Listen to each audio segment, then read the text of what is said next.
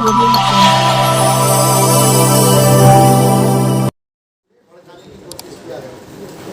आज ऐसे लोग जब देश का बंटवारा हुआ इस देश में थे जो मूलभूत सुविधा से वंचित हो रहे थे, उनको भी नागरिक संशोधन बिल लाकर उनको भी देश की नागरिकता देकर उनको भी सर्व सुविधा उपलब्ध कराने का काम हमारी सरकार है।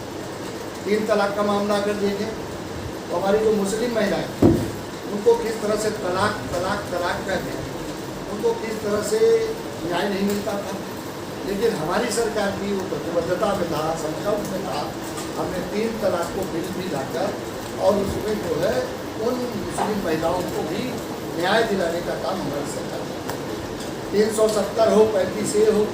आपने देखा जम्मू कश्मीर कितनी बड़ी देश की विडंबना थी कि हम वहाँ कोई ज़मीन नहीं खरीद सकते, हम वहाँ कोई लड़के की शादी ब्याह नहीं कर सकते थे, हमारे देश का ही अंग था जम्मू कश्मीर। एक भारत है, भारत के अंदर ही अन्य जगहों पर वो सुविधा है लेकिन वहाँ सुविधा नहीं थी। 370 और 35 ले को लाकर जो है उस बिल को लाकर हम हमारी जो सरकार है मोदी की सरकार ने वहाँ भी हमको बिजनेस व्यापार की भी छूट मिली, शादी ब्याह की करने की भी छूट मिली, एक समानता को रूप में देने का काम हमारी सरकार ने किया। ये तो हर बिंदु होगी, अगर देखेंगे चर्चा करेंगे तो आप प्रधानमंत्री जी ने जब गाँव में आप देखते होंगे बिजली का विद्युतीकरण की बात चलती थी तो सांसद और विधायकों के यहाँ लोग जाते थे, कहते थे कि हमारे गांव के बिजली वितरण की चिट्ठी लिख दीजिए। लेकिन मोदी जी का जो विजन, हमारे 9 साल का जो कार्यकाल, उसमें प्रधानमंत्री जी ने कहा कि सभी मुख्यमंत्रियों की बैठक में इस बात को कहा कि आप सर्वे करो अपने प्रदेश में, जो गाँव जो मजरे जो पूर्वे छूटे हों, जाति धर्म मजहब नहीं, जो गांव जो मजरे जो पूर्वे छूटे हों उन सब के घरों को सौभाग्य योजना के अंतर्गत बिजली का विद्युतीकरण करेंगे। कोई हमने देखा नहीं किसी जाति का, किसी धर्म का, मजहब, हर घर को बिजली पहुंचाने का काम हमारी सरकार ने किया। तो ये बात इस तरह से देखेंगे कि भारत में 2014 के बाद से जो सरकार चली 9 साल कार्यकाल हुआ वो बेमिसाल इसलिए मैं कह गाँव के गरीबों के जीवन में बदलाव।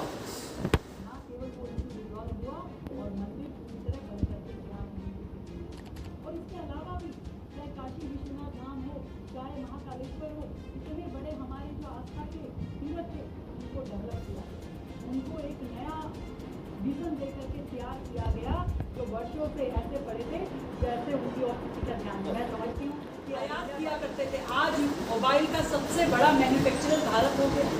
आज 5G टावर भारत में सबसे ज़्यादा है, सबसे ज़्यादा सस्ता इंटरनेट कहीं इस्तेमाल हो रहा है तो भारत में हो रहा है। आज जिस तरीके से इंफ्रास्ट्रक्चर बढ़ाया गया है, आपको ध्यान में है कैसे पूरे देश में सड़कों का जाल बना दिया गया है। पहले 2014 से पहले 10 किलोमीटर प्रतिदिन की यदि अगर उनकी औसत थी तो आज 40 से 50 किलोमीटर प्रतिदिन की औसत है। इतने बड़े बड़े हाईवे जो बने हैं, यूपी तो उसका सबसे बड़ा गवाह है कि आज यहाँ तक भी आप जाते हैं तो हाईवे पे चलते हैं तो मोदी जी को जरूर याद करते होंगे। इतनी सुरंगें, इतने फ्लाईओवर, इतनी रोड, इतनी टनल जो बनी है, ये सारी के सारे क्या इससे पहले इंजीनियर नहीं हुआ करते थे? क्या इससे पहले? आज साधन भी वही है, इंजीनियर भी वही है, टेक्नोलॉजी भी वही है, परंतु एक नेता जिसकी नीति और नीयत दोनों स्पष्ट है वो व्यक्ति राज कर रहा है। इसलिए सरकार उस तरीके से काम करती है। आज यदि चिनाब नदी पे चिनाब पुल बनता है जो एफिल टावर से भी 100 फीट ऊंचा है, तो ये अपने आप में हमारी तकनीक का, हमारे इंफ्रास्ट्रक्चर का कितना बड़ा उदाहरण बना है। वो लोग जो विपक्ष के स्टैच्यू ऑफ यूनिटी का मजाक बनाया करते थे, कितना बना दिया। आज आप देख रहे हैं लाखों सेनानी वहाँ आते हैं और कितना बड़ा वो अर्थव्यवस्था में अपना रोल प्ले कर रहा है। और सबसे बड़ी बात, पूरे विश्व में भारत का सम्मान कि आज स्टैच्यू ऑफ लिबर्टी से बड़ा स्टैच्यू ऑफ यूनिटी है।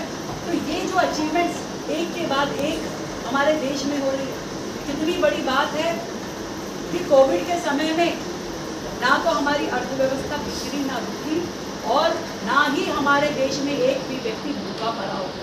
कोई नहीं मरा भूखा, कहीं से उसकी बीमारी के लिए जरूर गया होगा, पर भूखा कोई नहीं मरा। 80 करोड़ लोगों को निःशुल्क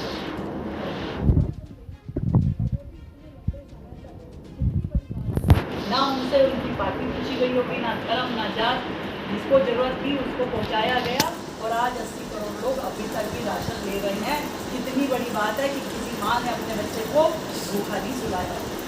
किस तरीके से हमारा देश आगे बढ़ रहा है। पहले कितने एयरपोर्ट हुआ करते थे? आज़ादी से लेकर 2014 तक केवल 74 एयरपोर्ट और 2014 से 2023 तक और 74 एयरपोर्ट। कितने एयर फ्लाइट बढ़ी, कितने रेलवे स्टेशन बनाए गए और रेलवे स्टेशन भी ऐसे वैसे नहीं, एयरपोर्ट को टक्कर देने वाले, मात देने वाले हमारे रेलवे स्टेशन हैं। कितनी ट्रेन, क्या किसी ने वंदे भारत जैसी ट्रेन सोची थी? जीरो थी, शून्य उनके राज्यकाल में। और अब 21 वंदे भारत ट्रेन पूरे देश भर में चल रही है। इसी तरीके से मेट्रो, पहले 2014 से पहले केवल 5 राज्यों और वो भी लिमिटेड उसका सर्किट था और आज 23 शहरों में मेट्रो अपना सफ़र कर रही है और एक आम व्यक्ति के लिए, एक साधारण व्यक्ति के लिए एक बहुत बड़ा साधन है इधर उधर जाने का, परिवहन। ऐसे ही एक हवाई चप्पल पहनने वाला व्यक्ति भी आज अफोर्ड कर सकता है हवाई जहाज में जाना। किसके राज्य में हुआ, किसके कार्यकाल में हुआ? नरेंद्र मोदी जी के कार्यकाल। एक जो पक्ष देखोगे आप कामों का, हर वर्ग के लिए, हर उम्र के लिए, महिला, युवा, बुजुर्ग, किसानों की बात मैं करती हूँ। किसानों ने को 6,000 रुपये सम्मान निधि देना हर वर्ष जिस तरीके से उनको मिलता है, ये बहुत बड़ी बात है। 11 करोड़ लोग इसका लाभ ले रहे हैं, 11 करोड़ किसान। बीमा उनको मिलना समय से, किस तरीके से यूरिया की ब्लैक रोकी गई, उसको नीम कोटेड करके, किस तरीके से नैनो यूरिया का प्लांट, देश में सबसे बड़ा प्लांट, एकमात्र पूरे विश्व का नैनो यूरिया का प्लांट, कैसे उनको बीमा मिलता है, कैसे सारी चीज़ों में बदलाव हुआ। अब खाद के लिए लाइनें नहीं लगती, कोई धक्का मुक्की नहीं होती, लोगों में भगदड़ नहीं मचती, ना उसके रेट बढ़ते हैं। किसानों का किस प्रकार से सरकार ध्यान दे रही है, कोई एक भी किसान ने फांसी लगा करके इस कार्यकाल में मरा नहीं होगा। तो जिस तरीके से काम हो रहे हैं, आज महिलाओं के लिए उज्ज्वला, आज महिलाओं के लिए 1 रुपये में सैनिटरी नैपकिन देना, मातृवंदन योजना कि प्रेगनेंसी के समय भी वो अच्छे से गुजार करके महिला अपनी नौकरी कर सकती है। एक एक योजना कैसे बेटी बचाओ बेटी पढ़ाओ से आगे बढ़ कर के बेटी बढ़ाओ वाली स्थिति में हमारी सरकार आई है। जिस तरीके से काम हो रहे हैं, हम देश की बात से आगे उठ कर के बात करें तो पूरे विश्व में जो भारत का परचम लहरा है, आज ऐसा कभी किसी ने देखा? आपको पत्रकार बनते हुए बहुत ही प्रबुद्ध नागरिक हैं हमारे देश के, कि यूक्रेन का युद्ध चल रहा है और 23,000 भारतीयों को लाया गया। वो क्षण कोई भारतीय भूल सकता है कि 2 देश आपस में युद्ध कर रहे हैं? रुक गए हमारे प्रधानमंत्री की कॉल पे और वहाँ से हम 23,000 भारतीयों को भी लाए और उसके अलावा और 150 देशों के नागरिकों को भी लेकर के आए। कितनी बड़ी बात थी। आज जहाँ जहाँ भी भारतीय किसी संकट में होता है, विदेशों में एक ट्वीट करता है और उस तक मदद पहुँच जाती है। क्या इससे पहले की सरकारों ने ऐसा किया? कभी नहीं किया। जिन भी युद्धों से हम भारतीयों को लेकर, कोविड के समय में भी पूरे विश्व में जहाँ जहाँ भारतीय थे उनको देश में लाने का काम इस सरकार ने किया। आज पूरे विश्व में जिस तरीके से भारत का सम्मान बढ़ा है, ये कितनी बड़ी बात है। पहले भारत को गरीबी का देश, सपेरों का देश, ऐसा इमेज थी, चोर लुटेरों का देश। लोग सोचते थे गरीब का देश है, इसमें पता नहीं कैसे लोग रहते हैं। आज भारत को नाम से जाना जाता है तो वो मोदी जी के नाम से जाता है। कौन भारत?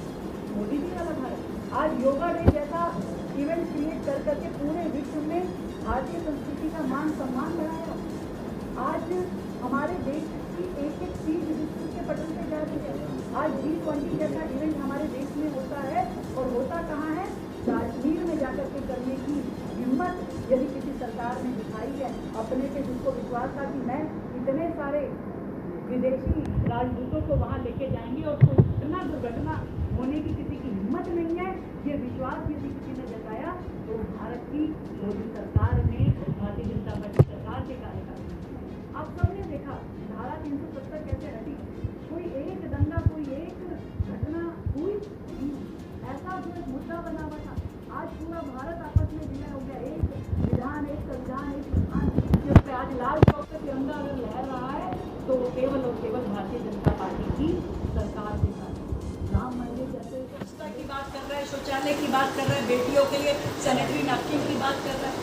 तो ये अंतर हमारी सरकार में था कि जो संवेदनशील सरकार है, जो सुशासन में विश्वास रखती है, जो सेवा में, गरीब कल्याण में विश्वास रखती है। अब प्रगति की बात यदि हम करें तो पहले कैसे पूरे देश में एक एम्स हुआ करता था, आज हर राज्य में एम्स बन गए। आज स्वास्थ्य की दिशा में हम इतना आगे बढ़ गए हैं कि जन औषधि केंद्र के रूप में पूरे देश में 9300 जन औषधि केंद्र जो खुले हैं, वो ना केवल रोजगार बढ़ाने वाले हैं बल्कि सस्ते रेटों में जो दवाई जनता को मिल पाए। एक देश हमारा जहाँ पे अधिकतर लोग बहुत ही मध्यम वर्गीय हैं, उनको जब सस्ती दवाई मिलती है तो कितनी बड़ी बात है। आज जो लाखों रुपए में हार्ट में स्टंट डलने का काम होता है वो हजारों रुपए में हो जाता है। घुटने बदलने में हर चीज़ का रेट तय कर दिया। इससे पहले की सरकारों ने कभी इसकी चिंता नहीं की। आज हमारे देश में खुद शिक्षा नीति को, जो 40 साल पुरानी शिक्षा नीति थी, उसको बदला गया। आज कितने ही IIT, IIM खोले जा रहे हैं जो कि 2014 से पहले, आज़ादी से लेकर 2014 तक होंगे, उससे कहीं गुना ज़्यादा 2014 से लेकर के ये प्रेस नोट में सारे आंकड़े। नमस्कार दोस्तों, मैं हूं जहांगीर आलम। आप देख रहे हैं TV7 न्यूज़ यूपी। दोस्तों, यह चैनल आपके सहयोग से दिनों रात आगे बढ़ रहा है। दोस्तों, निकाय चुनाव जमघट कार्यक्रम हम आपके सामने लेकर आ रहे हैं। दोस्तों, आपसे अपील है कि वीडियो को ज़्यादा से ज़्यादा शेयर करें, कमेंट करना ना भूलें। आपका यह सहयोग चैनल के लिए महत्वपूर्ण होगा। आपसे अपील है कि हमसे जुड़ने के लिए बेल आइकन की घंटी जरूर दबाएं। नमस्कार।